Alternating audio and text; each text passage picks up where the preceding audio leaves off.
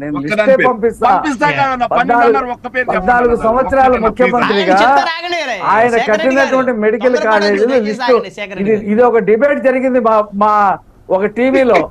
మొత్తం లిస్టు డేట్లతో పాటు ఇచ్చాం.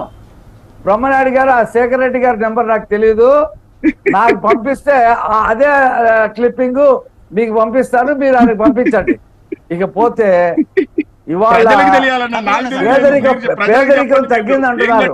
ఒకటి చెప్పండి. పేదరికం తగ్గింది సాక్షి పేపర్, ప్రజలకు బయట చెప్పండి. బయట కాదు. పేదరికం తగ్గింది సాక్షి పేపర్ లో, పేదరికం తగ్గింది సాక్షి టీవీలో తగ్గింది పేదరికం. బయట ప్రజల జీవితాలు ఇవాళ ఉద్యోగాలు లేక, పనులు లేక, ఈయన వచ్చిన తర్వాత ఇసుకని అమ్ముకోవటం, ఇసుకని ప్రీమియం చేసి ఇతర రాష్ట్రాలకు అమ్ముకోవటం, వచ్చిన వాళ్ళని తొక్కించుకుంటూ వెళ్ళిపోవటం, లక్షల కోట్లు సంపాదించేశాడు ఇసుకలో. ఈయన మనుషులు పనులు లేక ఆత్మహత్యలు చేసుకున్నారు. ఇసుకతో అనుబంధం ఉన్నటువంటి 30 రకాల కార్మిక కుటుంబాలు ఆత్మహత్యలు చేసుకున్నాయి. ధరల స్థిరీకరణ నిధి పెడతా అన్నాడు, 3000 పెట్టి గాలికి వదిలేశాడు. ధీమా లేదు. ఎవడైనా కార్మికుడు చనిపోతే మా ప్రభుత్వం ఉన్నప్పుడు 25,000 రూపాయలు ఇచ్చేవాళ్ళం, ఇది మట్టి ఖర్చులకి, అది ఎత్తిపడేశాడు. ఎవరైనా ఆపరేషన్లు చేయించుకున్నా, ఏదైనా వైద్యం చేయించుకున్నా ముఖ్యమంత్రి సహాయ నిధి ఉండేది, అది కూడా ఎత్తిపడేశాడు. అది కూడా రూపాయి ఎవరికి విధిల్చిన పాపాన పోలా. ఇక కార్మికులు యాక్సిడెంట్లో చనిపోతే మా ప్రభుత్వ హయాంలో 2 లక్షల రూపాయలు చంద్రన్న బీమా ఉండేది, దాన్ని ఎత్తిపడేశాడు. ఒక్కడికి 1 రూపాయి ఇచ్చినటువంటి పరిస్థితి లేదు. ఇక ఉద్యోగ కల్పన అంటారా, ఈయనకి ఏమైనా టైం ఉంటే ఈ డిబేట్ అయిపోయిన తర్వాత గౌతమ్ రెడ్డి, ఈ జగన్మోహన్ రెడ్డి ప్రభుత్వంలో కార్మిక మంత్రి, ఆయన అసెంబ్లీలో ఒక సమాధానంగా చెప్పాడు ఒక ప్రశ్నకి, 5,50,000 మందికి గత ప్రభుత్వ హయాంలో ఉద్యోగాలు కల్పించబడినాయి అని చెప్పి రికార్డెడ్గా చెప్పాడు. మా దగ్గర ఆ రికార్డు ఉంది, ఆయన తెలుసుకోమనండి. 19 లక్షల కోట్ల రూపాయల పెట్టుబడులకి ఎంఓ కుదిరితే 7 లక్షల కోట్ల రూపాయలు ల్యాండింగ్ అయినాయి.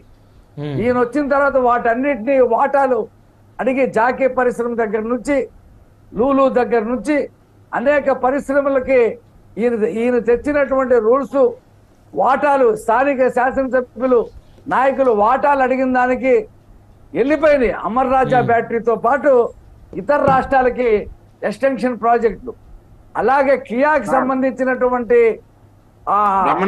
ఎసోరిస్ ఏదైతే అనుబంధ పరిశ్రమలు ఉంటాయో అవి తమిళనాడుకి వెళ్ళిపోయినాయి. ఆ ఎంపీకి టికెట్ ఇవ్వలేదనుకోండి, అతను ఏదో ఎంపీ ఉన్నాడు కదా, ఏదో సిఐ నుంచి మొన్న ఏదో చూపించి పాపులర్ అయ్యాడు ఆ ఎంపీ కారు ఎక్కి కియా ఫ్యాక్టరీ దగ్గర చేసిన డాన్స్ కి భయపడిపోయి కియా వాళ్ళు ఆ అనుబంధ పరిశ్రమలన్నీ కూడా తమిళనాడుకి పంపించేశాడు. ఈయన పెట్టినటువంటి వాలంటీర్ ఉద్యోగాలు, ఆ సచివాలయంలో గ్రూప్ డి ఉద్యోగాలు తప్పితే ఒక్క ఉద్యోగం పెట్టలా. నేను వస్తే మెగా డిఎస్టీ పెడతారని చెప్పి బోర్ల పక్కలు పట్టాడు. వాళ్ళ చెల్లె చెప్తా ఉంది, నీ మెగా డిఎస్టీ పాడుగాను, నువ్వు ఒక 4.5 సంవత్సరాలు నిద్రపోయి ఇప్పుడు లేచావా అని చెప్పి అడుగుతా ఉంది ఆమె. కాబట్టి ఈయన వాగ్దానాలు అన్నీ కూడా పాదయాత్రలో 730 వాగ్దానాలు 3 నెలలు మేము వెరిఫై చేసి ఏ ఊర్లో ఏ పాదయాత్రలో ముద్దులు పెట్టినప్పుడు ఈ వాగ్దానం చేశాడో ఆ ఊరు పేరు, ఆ టైము, ఆ డేటు, సబ్జెక్టు ఒక పక్కన, ఈయన చేశాడా లేదా ఒక పక్కన పెట్టి 730 వాగ్దానాలలో 60 వాగ్దానాలు పాక్షికంగా అమలు చేశాడని చెప్పి ఒక పుస్తకం వేశాం. ఇంతవరకు ఆ పుస్తకానికి రిప్లై లేదు. అవన్నీ గాలికి వదిలేసి ఏదో నేను బైబిలు, ఖురాను, భగవద్గీత అని చెప్పేసి చెప్తాడు. 99.99 చేశారంటాడు. అందులో ప్రతి సంవత్సరం జనవరిలో జాబ్ క్యాలెండర్ ఇస్తాడు. తుంగలో తొక్కేశాడు దాన్ని. నేను వస్తే మొత్తం షాపులన్నీ ఎత్తేసి నేను ఓటు అడుగుతా అని చెప్పేసి గొంతు చించుకొని మాట్లాడాడు. ఇవాళ చీపిరి కట్టలు పట్టుకొని నిలబడి ఉన్నారు లేడీస్. ఎక్కడెక్కడ మా దగ్గర రావట్లా, బస్సు దిగట్లా. వచ్చిన సభ పెట్టినా పోలీసుల్ని చుట్టూ పెట్టుకుంటున్నాడు. ఏ షాప్ ఎత్తేసావయ్యా, ఏ మద్య నిషేధం చేసావయ్యా అని చెప్పేది. నేను వస్తే వారం రోజుల్లో సిపిఎస్ చేసేస్తా, ఓపీఎస్ పెట్టేస్తా. వారం ఎన్ని వారాలు గడిచిందయ్యా? ఇవాళకి వారాలు. నేను వస్తే రేట్లు తగ్గించేస్తా, కరెంట్ రేట్లు తగ్గించేస్తా. 9 సార్లు పెంచాడు.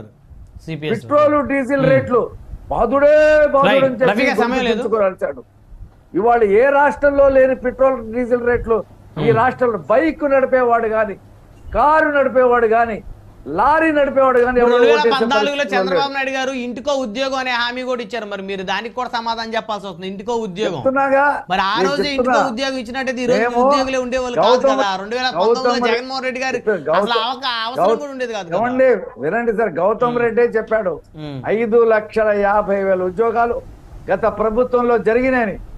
ఇవాళ నేను వస్తే అమరావతిని వేగంగా కడతానని చెప్పి అమరావతి చుట్టూ తిరిగి మంగళగిరిలో తిరిగాడు, అమరావతిని చంపేశాడు. నేను వస్తే కేంద్ర ప్రభుత్వం పోలవరం ప్రాజెక్టు రాష్ట్ర ప్రభుత్వం కాదని చెప్పాడు. మరి కేంద్ర ప్రభుత్వానికి ఇవ్వలేదు, ఈయన దాన్ని గోదావరిలో ముంచేశాడు. ఇప్పటికి 25 కూడా అవదంట. కాబట్టి చేతకాని ముఖ్యమంత్రి, చేయలేని ముఖ్యమంత్రి అబద్ధాలు చెప్పి అధికారాలు వచ్చి అయిపోయిందా? అతనికే ఇచ్చేస్తారా ఉపన్యాసం? చెప్తున్నా ఉపన్యాసం చంద్రబాబు నాయుడు ఒకటే మాట చంద్రబాబు నాయుడు గారు వివేకానంద రెడ్డిని చంపాడని ఇంత పెద్ద ఫోటో వేసి ప్రచారం చేశాడు. ఇవాళ అంతకుండా వివేకానంద రెడ్డిని చంపావు, హంతకులకి మద్దతు ఇస్తున్నావు. చెప్పు జగన్మోహన్ రెడ్డి